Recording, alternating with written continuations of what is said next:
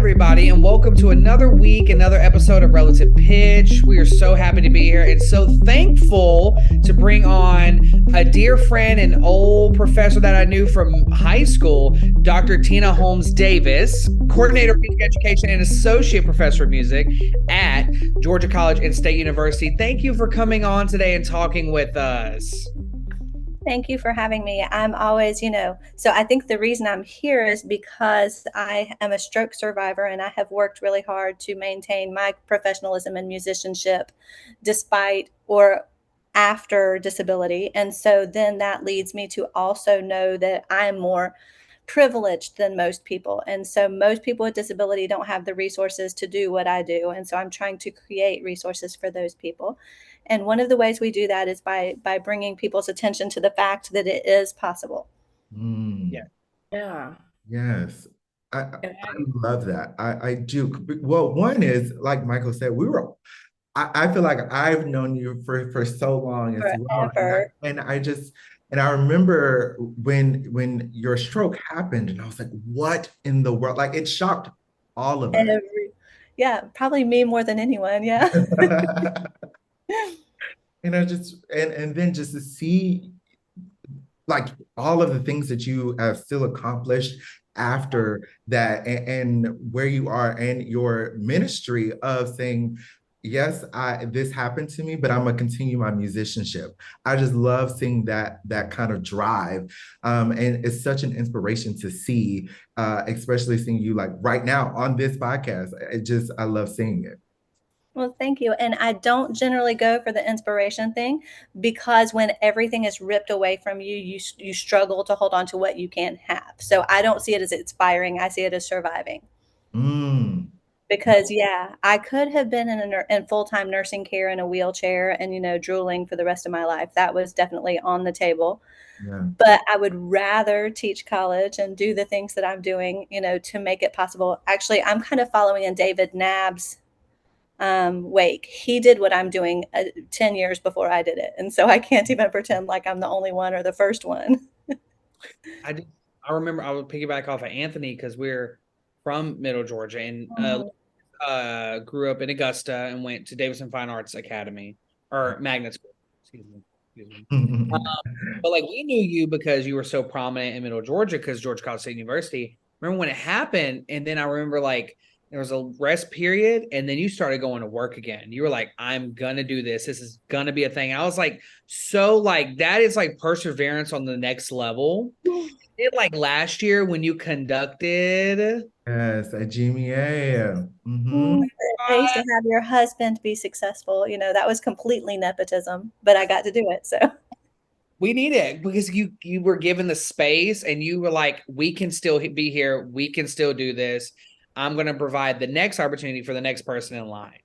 So yeah, quick funny story. I used, when I went to Georgia College, Dr. Todd Shiver was the band director, and one of his favorite starts involves his head, and he'd go, and I used to laugh at him all the time for that because he breath and go. Yes. But now that I can't use my left hand, that's the way I cue too. So Wow. actually all cues are head cues when you can't use your left hand. Well, well, I will say, I'm sorry, Lauren. Go ahead. Go ahead.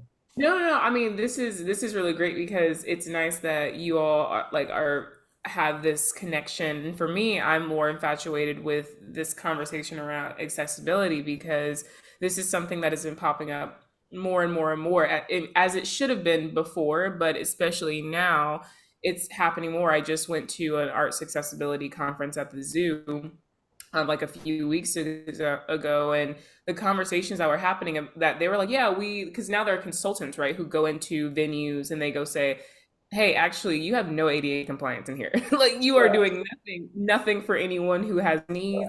And so it's, having, the conversations around having the headphones, having the fidgets for people, the idea of more casual experience, relaxed performances are a huge thing. And for me, I remember this past summer going to the League American Orchestra Conference, and there was a whole conversation within the education sector about like what is like accessibility, what does it even mean, and also like being on the spectrum, what does that even, and it kind of like de-biased a lot of what the thoughts around it because this idea around like, oh, like sensory, right? We're using these new terms like sensory friendly and everything. And there was like this idea like, oh, hey, sometimes we can think about being like sensory as sometimes when you were a little restless, we need to get up and walk around, Yeah, right? Mhm. Sometimes I'm feeling overwhelmed if I'm in a too yeah, crowded room, and that means I need to go take a step out. And when they explained it that way of like it's really just like us, this is the, if this is the normal line, right? The normal, or like this is the line that we as a society have said is normal. Right. Some people exist here, some people exist hmm here, and usually it's this actually, right? yes, Some spaces we exist in where we need more. So sometimes, like if I'm in a classroom or a lecture and it's slow, you can find me tapping my leg because I'm like, I need something. You need to give me yeah, something, right? anything, yeah, Versus anything. Versus like if there maybe is there's too much going on, I need to actually be more like in my body and I need to like calm down a little bit. sure. So I love having these conversations and just kind of like debunking all the stigmas and biases surrounding what accessibility actually is. Because for me, that type of compare that what I heard at the conference really started making me go, oh my gosh, we've been thinking about this like Yeah, as a othering thing, yeah. right? I wanted to know if that's been your, because I'm sure, especially like post COVID, you've been hearing and seeing a lot more attention to accessibility. How has that, do you think that it's going in the right direction? Yes, I actually have two big things that I'd like to backtrack that you brought up, Awesome. but we'll start with the othering so that I'll make three. Because yes, as a disabled person, one of the first questions I get is how much time, resource, energy is it going to take me for you to be here? Mm. And I come with my own stuff, and so that takes that away. Right. I do remember I did a drug trial in Oregon that was supposed to make my left arm work better, and my sister, I stayed with my sister in Oregon because, why not? And her boyfriend, he said, well, how much is it costing the taxpayers for you to be here? And I said, I have long-term disability as a benefit of the job. And so I am paying my own way. But since you asked, it could cost more, but it doesn't. Mm. So that's where my privilege personally comes in is, when I walk in the room and say I want to play, I bring my adaptive instrument, which I like to show people because it's amazing. Yeah. But I do want to back up before I get distracted because my thoughts don't line up this way; they line up this way, and I will just go everywhere, and y'all have to bring me back. But I do want to remember that it was the Education for All Handicapped Children Act that allowed children with disability to go to school wasn't passed until 1975. So when we're looking at things emerging now, it's because we're 50 years into this even being a thing. Before that, people with disability were considered abominations or failures, and they were something to be hidden away, certainly not educated. Mm. So, yeah, it feels like we're way behind, but we're really, in 50 years, we've come quite a ways. And then the second thing that I teach, and I've actually written a music for the exceptional child text that I'm sending to a publisher this weekend. Yeah. I teach, thank you. Yeah, I had to wait. I have contributors because I know several professors who are disabled in the same and different ways that I am and have continued, like you said, to go back to work and to do these things. And so I have one voice, but I felt like four voices was stronger. So Mm. Mm. we waited on their chapters and their contributions, which are amazing. But I digress. So I teach universal design and learning, which is preparing for the full range of humanness before you get to class. So you are preparing that, that procedure that if you get overwhelmed, you can get up and walk before you have a student who's overwhelmed. And it follows universal design and architecture that was a response, I suppose, to ADA legislation in 1990. Mhm. Guys, I'm not going to tell you how old I was in 1990, but it feels like the ADA should be older than that. And I'm not so old, but I do, yeah, I do remember the Capitol crawl and all that. Oh. So after ADA was passed, an architect said it would be easier just to go ahead and put an elevator in the building when we build it than to put it on the outside of a building that's already there. And so that started universal design. We're going to do curb cutouts, we're going to do elevators, we're going to do braille signage, we're going to do the whole thing from the beginning so that when our people with disabilities get here, the room is already here for them. Right. Mm. And what I like about that is it helps, now I don't pay attention to wheelchair users. I don't have to give them any of my specific attention because the environment's already set for wheelchair users, Mm. which means that if I get something I didn't prepare for, then I have attention for that. Right. But Mm. the other great thing is, wheelchair users use the elevator, moms with strollers, parents with strollers, I'm sorry, with strollers use the elevator. Mhm. Lots of people use the elevator. It doesn't just help our people with disability, it helps everyone. And we can do that in our classrooms too. Absolutely. I know for when I was teaching at my previous job, when the first thing that I said when I walked into my band room, when I first got the keys, was this room is not accessible. So the way my room was set up, it was tiered. No, yeah, So it's like this is not going to work. And because I think the building was originally sculpted around the 50s and 60s, and there no, hasn't yeah. much renovation to it. But I was just like, this here has to change. And even when we had graduation in the gym, the stage was not accessible. So they had Sure. to bring in these very long ramps because the stage wasn't so high. So just It has physically, to be a percentage of, yeah. exactly. And I'm like, well, this should have been thought about. And mind you, I will have to say the gym had just like a $1.1 million renovation, just the gym, and you didn't renovate the stage. Which is actually against the law. If it was built before ADA in 1990, it Mhm. doesn't have to conform. But if you renovate it after 1990, it has to conform. Yes. Well, So, there and it that's, is. one of the things that I bring up, that, 1975 EHA law, because a lot of things we look at them and go, well, that's not accessible. But remember that when it was built, there was nobody to access it. School was not for the disabled until 1975.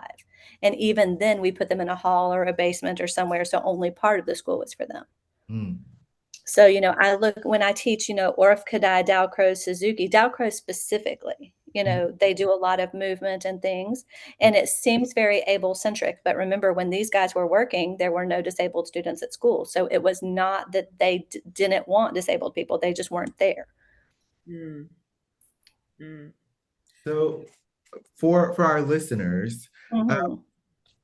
when you can you give a little backstory about it, what happened and how it kind of um, affected you, and then coming out of it, and then you was like, I'm still going to be a professor. Like, can you just give the backstory of that? Okay, so yes. So I woke up, it was December, and I was playing clarinet at a church with a choir for the special music for Christmas. Mhm. And I woke up and my phone was, the alarm was going off like normal. And I reached for it and I couldn't make my hand grab it. So I remember, Jay was in bed and he was asleep. He didn't have to get up. I was getting up to go play my gig, and he was Yeah. probably still going to be in bed when I got home. Mm. So I was like, something's wrong. And he went, "Arr," I was like, no, something's wrong. So finally, I got it with the other hand, and it didn't occur to me that I could grab it with one hand and not the other. That's just what it was. Mhm. So then, I got out of bed and my left leg was similarly not functioning well. And something is going, wrong. And he was still not awake. But when I got to the bathroom to start getting ready, I looked at my face in the mirror. And that's when I said, call the ambulance. And then he was up barking and yelling. And so, sure enough, we get there. Um, sure enough, the ambulance comes and they took me to, I don't remember what the hospital's changed names so much, in Macon, Yes. Yep. which is the only one south of Grady that is, I don't know what they call it, but stroke capable, I suppose. Mhm. Mhm. So when I got there, it took them a week to use the word stroke. I mean, I had obviously had a stroke. I was having left side hemiplegia. Mhm. And I was having left neglect, which is a fun side effect of a stroke. Left neglect is when you actually cannot see or process things. Like, there's nothing wrong with your eyes, Uh-huh. but you can't process anything on the left side of the body. So my dad flies in from Oregon and he's standing over here and I don't, nothing. I don't acknowledge him. And he was thinking that I didn't want to see him. So finally, one of the nurses grabbed him and put him over here. And he said, I just went, hi, Daddy, you know. Oh my gosh. So we did the whole thing. Yeah, I was in that hospital for a week, and they transferred me up to Shepherd Center, which Mhm. is brain and spinal cord rehab. And we went through the whole learning to walk, learning to talk, learning to eat, all of the stuff again. So this happened was what year? What year was this? 2000, okay, it was December 18, 2016. Wow. So, yeah, so my only focus was I want to go home. And when I go home, I want to go back to work. Mm. And I didn't think about the clarinets until Jay came in one day and he was like, I'm going to sell your bass clarinet. Guys, my bass clarinet. I had just gotten this bass clarinet like a year ago. It was full range down to low C. And Wow. it was a beautiful, okay, so it was a knockoff. It was one of the cheap ones, but it was the best bass clarinet I had ever had. Yes. Oh Because my you gosh. Tara Wynn's and their clarinet choir at the time, Yes, right? That yes. I remember that. Oh, okay. Now the timeline is starting to make more sense in my mind. Yeah. So it was actually, we had stopped playing. We had moved to Middle Georgia, so we weren't playing with them anymore, but we had just played at Midwest in 2015 with them. Wow. So, and I played my bass and I played contra alto because I played contrabass in school, like as a young person, but Mhm. we already had a contrabass player. So I played the contra alto because that's what I could borrow from somebody. So I had, yeah, at Midwest, I had my stand, I had the bass and then the contra alto, and I just switched off depending on what piece we were playing. But whenever Jay said, I'm going to sell your bass clarinet to a person who needs it, because at this point, my arm had not moved at all. Like my left arm just sat there. I actually had a tray on my wheelchair to put my arm on so that it wouldn't get caught in the wheel. Whoa. And yeah, so I was like, you're going to, no, that's my bass clarinet. And he's like, baby, it's going to sit and rot. You know, let's sell it to somebody who wants to use it. And the young man that he sold it to is a musician and a music major. Mm. Well, you know, by now he's probably graduated, but anyway. So that's when I realized that I was not going to be a musician anymore. Mm. So luckily, I think in terms of the fact that I don't share my emotions outwardly very often, because I don't think they're your business. Mm. Mhm. Mhm. um, I was in and out anyway, just with the brain damage. And so I had time to sit and really ponder what that was. So when I finally came back to it, I was like, no, we have to figure out, maybe I can play euphonium. Because, Mm. you know, euphonium, right hand, Right. you Only know. right hand. Right. And as far as my buzzes go, the trombone euphonium buzz is the best one I make. I know it's surprising with as thin as my lips are, but that's the best one I make. So, but then I was like, no, you know, Jay plays trumpet, Emma plays trombone, Jonah plays percussion. We can't all be brass and percussion. Somebody has to be reasonable. Mm. Yeah, someone has to be smart. Come on, woodwinds. Yes. So, yes. Um, So, don't start a fight. So, yeah, so there were, you know, Lloyd McDonald came to see me and he was like, we're going to rig something up so you can play the clarinet with one hand. And I remember going, that's the stupidest thing I've ever heard in my entire life. You can't play a clarinet with 5 fingers. So I was Googling at some point. I think I was actually still in Shepherd Center, but at some point right in that time, and I found David Knapp. He's at the University of Nebraska in Kearney. And in 2000, he had a stroke and he has very similar, he's got left side hemiplegia, but he's actually the woodwind professor. Mm. And so for him to come back to work meant he had to play. I'm a music ed professor. I can play or not, they don't care. Mhm. But he had to play. So he knew and knows an instrument maker, Jeff Stelling.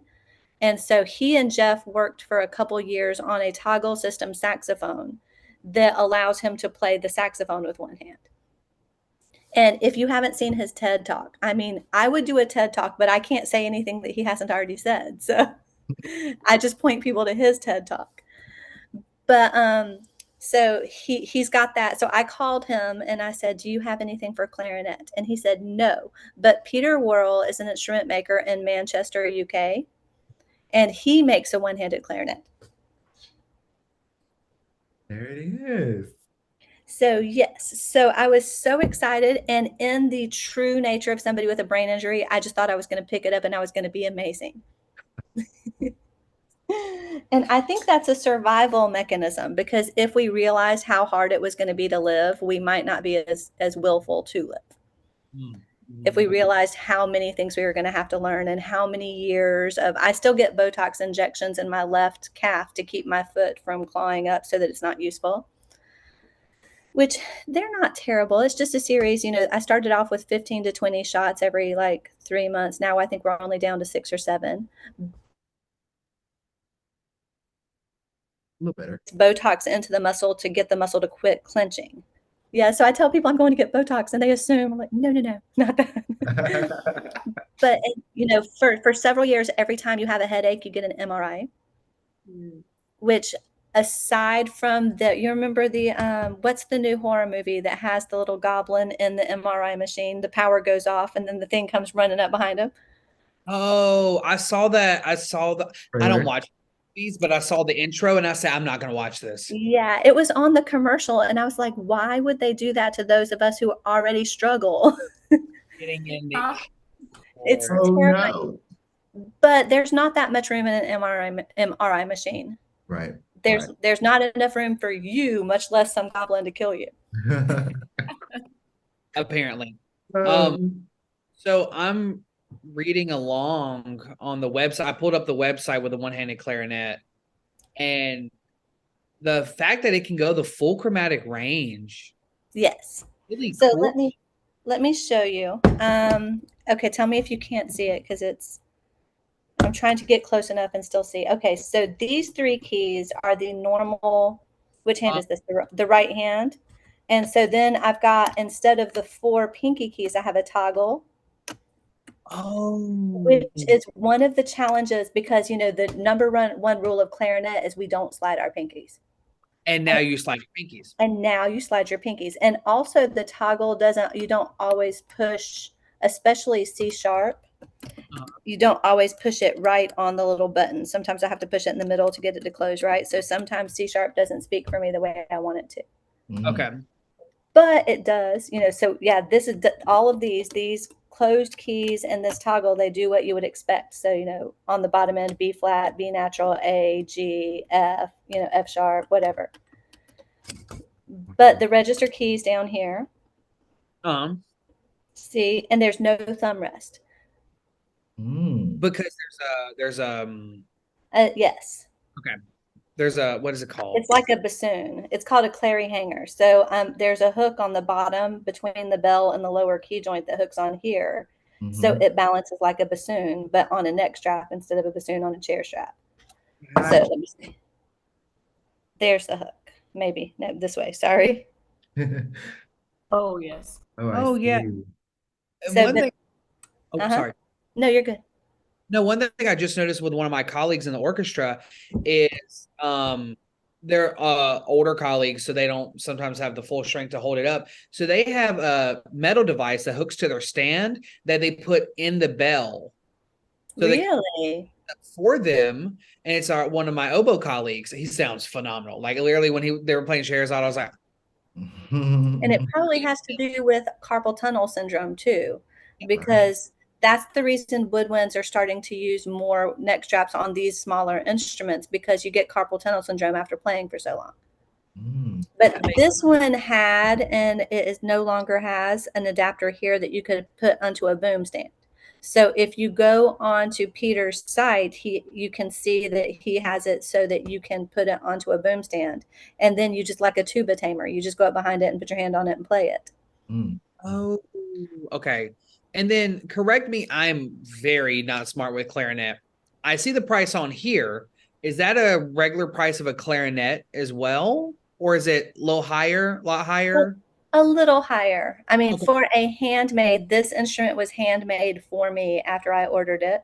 So Peter buys the wood, he just buys like a standard clarinet body, but he machines all the keys because these are not standard keys for anything. Right. So yeah, he has, I'm assuming, like a CNN metalworking like thing. So he actually makes these and he puts them together. So for a handmade instrument of a professional quality, it is not expensive. I think this one I was able to get the instrument and pay the tariffs and have it shipped to the United States for about $10,000. Mm. Yeah, it's actually really great I for mean, a for woodwind. Woo. yeah, for a Like woodwind, crazy. since knowing Lauren and I know, finding out right? how much flutes be costing, I'm like, I could buy a whole fleet of trumpets. I know. Lauren really stressed me out, and she was like, "Yeah, I need this amount of money for a flute." I'm like, Yes. "Honey, that's a car. That's a whole Yeah. car." That could be Yeah. somebody's education. That's But right. I'm just wondering because I was like, I have no idea about what clarinets cost, and I saw the price. I'm like, in my head for what this is and what it can help somebody do after surviving something like this. I think that's not a reasonable, but it's a good cost to be Well, handled. and yeah, for me, it was doable because I actually wrote grants. This instrument actually belongs to the university, Mm. but it's wood. So this is, buffet quality. Yeah, Wow. But it's heavy and it doesn't have a thumb rest. So I did get pain, like shooting pains in my arm for the first year or two because I was squeezing it harder than I needed to Mhm. because I was afraid I was going to drop it. But I do know that Peter is working now. I keep asking him if he's going to make a bass clarinet because y'all remember bass clarinet was my thing. That's your thing. And he did make a bass recorder, a one-handed bass recorder, but he says he's not going to make a bass clarinet. He's working on 3D printing these to make them cheaper and lighter. Mm. oh, that would be That would- awesome. And after trying to fly, I went up to Ithaca College in New York last year to Mhm. do a presentation. I have a presentation called Open Up the Door. And of course, it's based on the old James Brown song. Yes. But so after trying to fly with this instrument, then Mhm. I'm going to try to see if I can, how much it would cost to get one of the 3D printed ones to travel with. True. Yeah. Because yeah, it's really hard to get people to understand, that it cannot go under. This is a one of a kind handmade instrument. And as far as I know, there are only two of us in the world who play it. Wow. Wow. And I think, this just is for anyone that any, go through this, of that there is an option out there to Yeah. do it. You know, Yes. And there's actually, sorry. no, go ahead. No, go ahead. There's actually, in terms of one-handed woodwinds, there are three different models of one-handed flute and three different models of one-handed saxophone. And there's one model of one-handed clarinet. This is it, but there's no double reeds. Wow. So for woodwinds, it's a little bit limited, but they do exist. Options exist. Mhm, Of mhm, course, brass and strings and percussion have more options than woodwinds have. mm. Yeah. But if you go to the one-handed musical instrument site, there's a UK organization, and it's called the One-Handed Musical Instrument Trust. They have a competition every year for one-handed instruments. They have to be playable by someone who has only one hand. So, like, I can use this to grasp sometimes. So I cheat, and I noticed David's saxophone has a grip at the top, and so he grips it, he holds it, and he plays with the hand that works. But these instruments are designed for people who actually don't have a hand. But you just cannot believe the technology. They have stands and straps for all of the brass instruments, and they have, stands and robotar type thing for all of the string. It's amazing. And every year they have more. Mm. So that's my go-to. And it's, you can go on there and find the people and purchase it. Or, sometimes they have what they call rental schemes because they're British and schemes is fun. Uh, But so we don't do as much in America. yes. Although a couple of the saxophones and at least one of the flutes are made by Americans. So, but we just don't have as much visibility. They actually have structure toward that. And when I started, I wanted to build a structure, and that might be something, I can eventually add to the Center for Music Education at Georgia College. Uh-huh. Mhm. But it goes back to resource allocation. How much is this going to cost me to, how much is your life worth to me is what I hear. And so, I have to get the center big enough and thriving enough that we can then add this where we're giving resources to people who may not be able to bring resources. Something that you just said, um, because it to me that question it's kind of irritating to me of how much or what dollar amount can I put on your life? Did That's you think exactly. about that? Did you ever think about that before your stroke? Because I mean, I'm assuming a lot of people don't think, about that question or will have that question posed to them until they go through something like that. So, what was that like for you? So I have worked with people with disabilities since I was in high school. I provided respite care to, it was like babysitting for moms whose children couldn't be left with a babysitter. And so Mm-hmm. I have, throughout my entire childhood and my teaching career, I've worked with people. But you don't know. You think you know as a caregiver, but you don't know, Right. because it really does come down to a lot of times that resource allocation. And in music education, what happens is we can't devote the resources to one person. So that one person doesn't sign up. You hear all the time, well, I don't have anybody, nobody from the special education hall wants to be in band. And I go, why don't they want to be in band? What is it about you that makes them think they can't be there? Mm. So, yeah, so we can't devote resources because we don't have the people, and we can't get the people because we don't have resources. So it's this like cycle. This Yeah, is so then you go, United Sound. Are y'all familiar with United Sound? I yes. was about to dub United Sound because Western Michigan, Maryland, uh, Yes. in a concert, and we played with United Sound, and it was. I'm telling y'all, I've never seen joy Yes.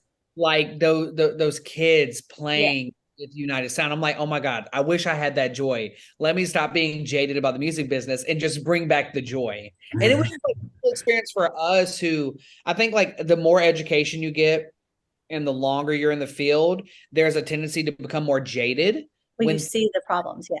exactly what you want. Like Yes. on some of these gigs in Atlanta, some of these people like, if my chair is not exactly like this and my stand and you don't have my trumpet stand in front of me before I get there, I'm like, y'all, it ain't that deep. Like, it's not that. So, so for maybe audience members who don't know what United Sound is, can someone explain what that organization is? Or I can't, if that's okay. yeah. So, United Sound is an organization that pairs musical groups, musical ensembles, and programs with students with various disabilities in their same building. So their model uses a mentorship relationship between, like, so you have three clarinet players who work with this one person who maybe has Down syndrome or whatever, who wants to play clarinet. So the child with Down syndrome is now in class and they're practicing with everybody else. They have a time set aside to work with their three little mentors that help them to play the clarinet. And then when it comes time to perform, we all perform together, we travel together. And when I was a middle school band director, I used to, my eighth grade all year, I preached, if you join the marching band, you'll have 150 friends before school even starts. So we talk about the social aspects of being in music education to our able students, but sometimes we don't realize how much more impactful those social aspects are to people who don't get to be social. Mm. And Okay. if I have time, I have a quick experience, personal experience with that. So when I was a middle school band director, I had a young man, I love this young man. And he had autism, and probably still does. And he was a rule follower, a schedule follower, just great little guy. But I took the eighth grade to the football game for eighth grade night with the marching band. Mhm. And y'all know me. My teaching style is Pied Piper. Like, come with me. I'm not going to chase you. You come with me. Mhm. So Mhm. we got to the time when we were supposed to go meet our parents in the parking lot to leave. Because after being a middle school teacher for a little while, I just made a cutoff. We're either going to be there at 10 or when the game ends, whichever one. Mhm. So 10 o'clock comes, I'm leading people out of the stands and going around. And so a van pulls up. They're like, where is this child? And everybody's like, where is he? Where is he? And we can't find him. So I called the principal, and this is important, teachers. Do not surprise your principal with problems. So I called the principal and I was like, I have lost this child. And he was like, well, find him. It's going to be okay. So sure enough, I go all the way back into the stands and the child is still in the marching band. Wow. And guys, I said, why didn't you come with us? He looked at me. He went, the game's not over. Is that not the most autistic response you've ever heard in your entire life? It's reasonable. It's like, oh, the game. Yes. Yeah, yes, it And truly is. and then I realized, number one, he's a rule follower. The game's not over. We can't leave. But number two, he's probably never been to a game with friends before. Mhm. And so, how impactful that was. And then I learned to bring somebody else along with me to help me watch the people that may not just follow the rules. Yes. Mhm. Mhm. That is a learning experience. And it's so funny because we have students who teach us things just as we teach them, they teach Yes. us. And it's those lifelong memories of like, I know exactly what to do in this situation. And I'm sure, and like I know you remember that. You will always remember that one. Yes. Oh, I love it. I love it. So um with you being, head of the music education and your outreach, where can others continue to follow your story and any of the beautiful things that you will continue to do? I think the first place might be through the Center for Music Education at Georgia College. And I do have a knowledge box. I don't have that. Hang on.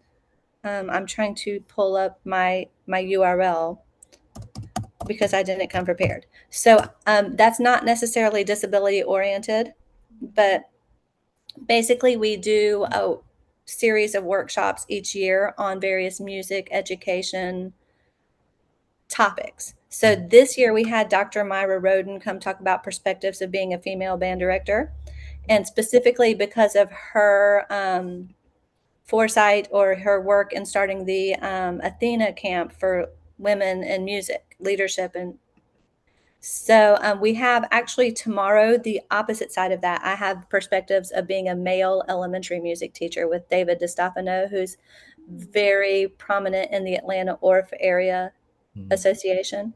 Or I don't think I said that right, but Orff in Atlanta. So we had what else have we had this year? We had Wally Shaw talk to us about building the parent organization in our band programs. And Robert Burton talked to us about building communication plans. And Tom Brown kind of went through things that beginning band directors need to know that might not come across in your education as important as they are. We do have Mandy Gunter coming up talking about planning and preparation for elementary, because there is this idea among some pre-service teachers that elementary is easier. So then, they haven't memorized their music. They haven't planned how we're going to get from the Orff station to the risers. They haven't done these things. And then their class falls apart and they don't know why.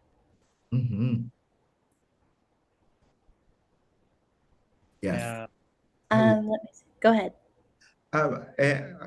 I'm so glad that that is a thing because I think they are so fundamentally needed, especially for pre-service teachers and any level teacher can always do a refresher. Sitting and listening, I was like, oh yeah, I totally forgot about that. Maybe I should start doing that. So it really is for everyone. And that, So, go ahead. oh, I was going to say, it just also piggybacks on the whole idea that we all preach, but sometimes don't think, is lifelong learners. Right? Yes. Remain a learner no matter what. Even if you think you know everything, sometimes you can learn some stuff. Yeah, and sometimes things change, technology changes. That's one of the things I'm finding with archiving these presentations, because we've been doing, since COVID, we've been doing the workshops through it was through WebEx. Now we're using Microsoft Teams because the university switched. But yeah, I get these people that are retired and, they know Zoom and they're not aware that it functions just like Zoom. So I spend like a week teaching them technology that they already know. But then we archive them in a knowledge box, which is a website run by our library. And the archive is wonderful because you can go click it and anytime you can get the information, whether you were there or not. But our library is overwhelmed and understaffed like everybody is right now. So sometimes, you want to see something that happened this semester, it won't be up until next semester. Right. But that is at KB, as in knowledge box, .gcsu, as in Georgia College and State University, .edu /CME underscore PROFDEV /. And I'll send y'all that. I don't know if you can link it, but I'll send you that. In the little link for under it. If Lauren wasn't here, relative pitch would be very technologically not okay. Because if it's trusted to me, you gonna get a poster, and it's not even a fun poster. It's just like words on a blank page, and that's it. That's all you got. That's all I got for you. That's all I can do. I have a mass communication practicum student, because me too. So I tell her do this, and she makes it beautiful. There you go. There it is. That's what you need. That's what you need. 2 seconds, Anthony. I have one last thought that I want to ask about, because I think this is something that a lot of our audience might can gain from this conversation as well. The idea that you yourself, you're a music educator, and you are now, like, you have this huge emphasis and focus on accessibility within music. And you've had experience with this for a while, but obviously having this personal experience and encounter with this it's pushed you, to even lean more into it. Yes. For especially young educators who are starting out their careers and they're like, I have no idea where to start with any of this. I don't even know if my room's compliant. I don't even know if, like, how would I even know if any of my students had disability? Like, for all those questions that they would have, that, I'm not sure. I wasn't a music ed student, so I'm not sure how much this is talked to or discussed within, like, undergrad, especially before students go off to do their student teaching. But I mean, what's the advice that you wish you knew? What are the resources that are out there that they should be aware of for beginning their journeys? All right. So the first thing is, you get paperwork typically in your online grade book now. We used to actually get paperwork and sign a piece of paper, and we had a file cabinet. But now you've got your online grade book. You click on a student, you see if they owe lunch money, you see if they have an IEP, if they're gifted, all of those things. So you click on the IEP link, and it will bring up their modification sheet. And that's the one that will tell you that this student gets extra time, or they get preferential seating, or whatever they get.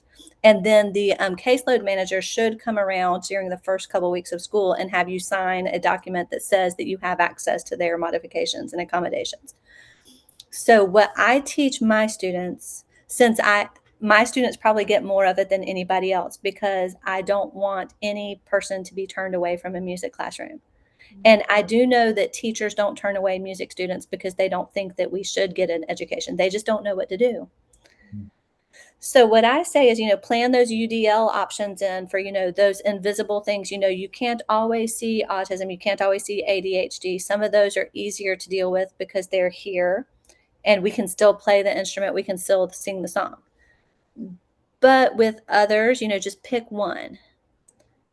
Find one student who might want to be there that's got good parental support, good caseload manager, teacher support, and just work with that one student. And then after you have success with one student, see how you feel. Yeah. But my husband has a student, and I use this example because as musicians, we overcomplicate things. So my husband has a student with intellectual deficit, actually rather moderate, more moderate than mild, sometimes more moderate than what we typically get in the music classroom. And the child can't play an instrument and cannot read music, but the child really wants to be in the band. So my husband's solution was the triangle.